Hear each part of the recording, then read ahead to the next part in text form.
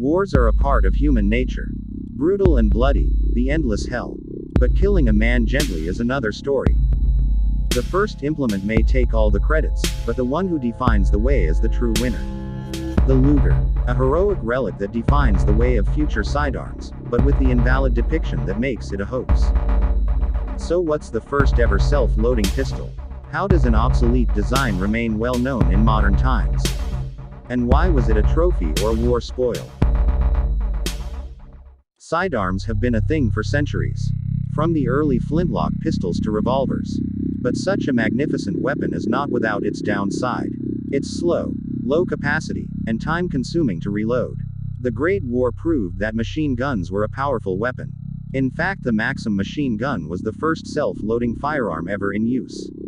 Inspired by that, an early self-loading pistol design emerged. Burchard C93 was the first ever successful self-loading pistol, designed by Hugo Burchard. But the first things were not always entirely without flaws. It was heavy and unbalanced. All of its functions were located way behind the magazine location. But Burchard thought his design was perfect, so no changes were made. The assistant of Burchard, Georg Luger, recognized the need for improving Burchard's design. His task was to move all its functions into a single package. Designed the P08. Originally, the Luger was chambered in an old 7.65 by 21 mm round. Although it has superior accuracy, it is generally ill-suited for close-range combat, so it was rechambered to a new 9 by 19 mm from the demand of German Army. Its superior stopping power has only been beaten by American 45 ACP. Of course, such a fabulous pistol was also considered by the United States Army.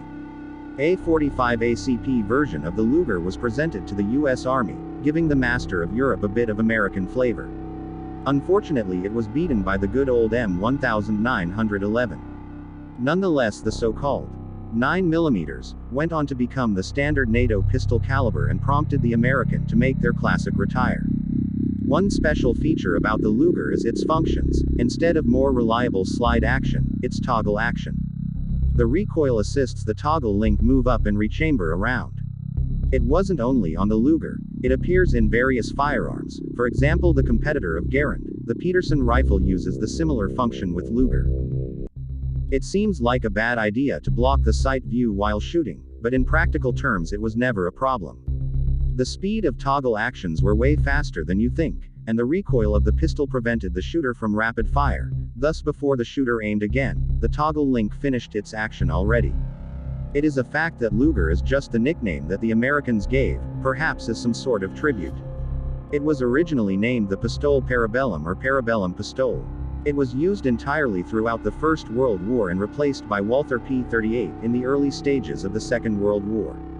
But somehow the Luger was more famous, and the more common P38 was seldom shown. Topics about the First World War are rare, and the games and movies about them can be counted on the fingers, thus Luger's service in the First World War was generally forgotten. Of course, maybe sometime in the future this topic will be a dime a dozen, but keep them in World War II for now. Perhaps it's an association with its costly price. The Luger was often locked behind ranks or a pickup weapon. You won't usually get Luger as a starter weapon, but of course you can pick it up once you find it. If you are a dictator from distant lands, you can always gold-plate your beloved pistol. Of course, it's clearly not designed for battle, but it looks cool nonetheless. The cinematic depiction of Luger is inevitable. After all, you can't put a cool weapon down. As it is in real life, the Luger often appears in the hands of bad guys. It's often seen in the hands of Nazi officers, and of course Hitler itself. It is a duo with the MP40 in cinematic roles.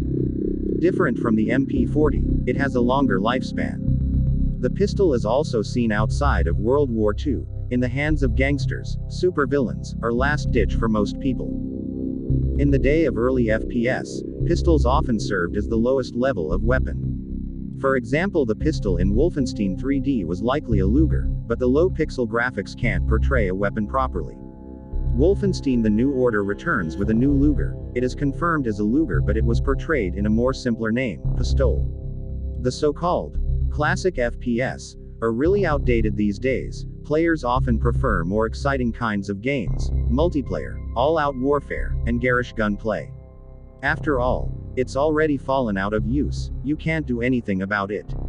The only thing is to wait, and pick it up whenever you find it. So, welcome to the Nazi castle. All we got here is an MP40 and that pistol. It's the hero of evil, the saint of sins. It isn't the first choice for a gunfight, but a gun that was indeed a pioneer of its time. The Luger. Nazis. Toggle action. Relic.